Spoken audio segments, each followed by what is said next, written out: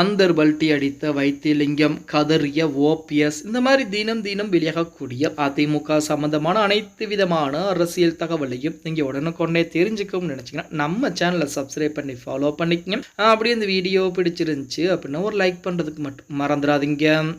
இந்திய அண்ணா திராவிட முன்னேற்ற கழகத்தை பொறுத்த வரைக்கும் எடப்பாடி பழனிசாமி தான் பொதுச் செயலாளர் அப்படிங்கிற தகவல் நம்ம அனைவருக்கும். அப்ப அந்த இடைக்கால பொதுச் செயலராக தேர்ந்தெடுக்கப்பட்ட சமயத்தில் தான் அதுக்கு முடியாது அப்படின்னு சொல்லி எதிர்ப்பு தெரிவித்து ஓபிஎஸ் மற்றும் ஓபிஎஸ் உடைய ஆதரவாளர் இருந்த புகழேந்தி, வைத்திலிங்கம், கூபா கிருஷ்ணன், வெள்ளமணி நடராஜன் இந்த மாதிரி நபர்கள் பூராமே வெளியாக ஆரம்பிக்கிறாங்க. அது மட்டும் இல்லாமல் நமது ஓபிஎஸ் தரப்பில் இருக்கக்கூடிய அரசியல் ஆலோசகர் அப்படின்னு சொல்லி நபருமே, முக்கியமான ஒரு நபருமே அதிமுக வெளியேறுகிறார் அப்படின்னு கூட சொல்லலாம். இப்படிப்பட்ட ஒரு சூழ்நிலையில ஓபிஎஸ் தரப்பினர் பாத்தீங்க அப்படின்னா அடுத்தடுத்து ஏகப்பட்ட நடவடிக்கை எடுக்க ஆரம்பிக்கிறாங்க. அதாவது தொண்டர்களை தேடி பயணம், அது மட்டும் இல்லாமல் எடப்பாடி பழனிசாமிக்கு எதிராக ஏகப்பட்ட வழக்குகளை தனிப்பட்ட முறையிலே தொடுக்க ஆரம்பிக்கிறாங்க. ஒவ்வொரு நபருமே பொதுச் செயலாளர் பதவிக்கு எதிராக வழக்குகளை தொடுக்க ஆரம்பிக்கிறாங்க. அந்த வழக்குகள் புறம் நீதிமன்றங்களில் விசாரணைக்கு வந்தது. அந்த விசாரணை என்பது இறுதியாக எடப்பாடி பழனிசாமிக்கு வெற்றிகளாக அமைந்தது அப்படிங்கிற தகவல் உங்க அனைவருக்குமே தெரிஞ்சிருக்கு.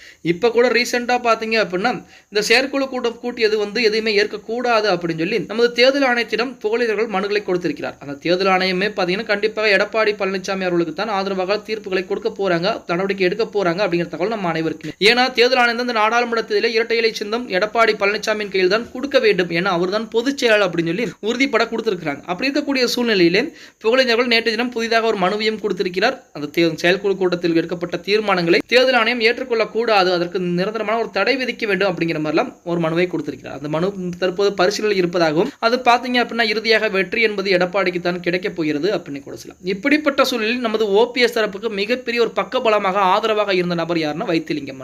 முதல் இடத்திலே வைத்திலிங்கம், அடுத்த இடத்திற்கு தான் புகழேந்தர்கள் தள்ளப்பட்டிருந்தார்.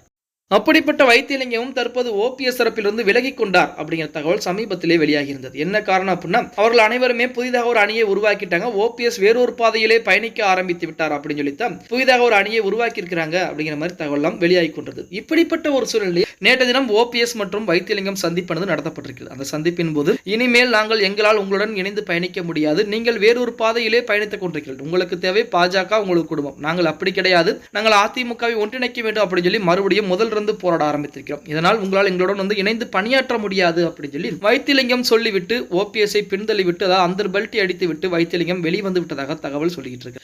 பொறுத்திருந்து பார்க்கலாம். ஓபிஎஸ் தரப்பில் தற்போது நாளுக்கு நாள் ஆதரவுகள் என்பது குறைந்து கொண்டே இருக்கிறது. இவர்கள் புதிய அணியை உருவாக்கினாலும் அதிமுகவிற்குள் உள்ளே வர முடியுமா, அதிமுகவை இணைக்க முடியுமா அப்படின்னு பார்த்தா வாய்ப்புகள் என்பது மிக குறைவாகத்தான் இருக்கிறது அப்படின்னு கூட. ஓகே गाइस, வீடியோ பிடிச்சிருந்தா மறக்காம ஒரு லைக் பண்ணி விட்டுருங்க. அப்படி இந்த வீடியோ ஃப்ரெண்ட்ஸ் அண்ட் ஃபேமிலிக்கும் ஒரு ஷேர் பண்ண மறந்துடாதீங்க.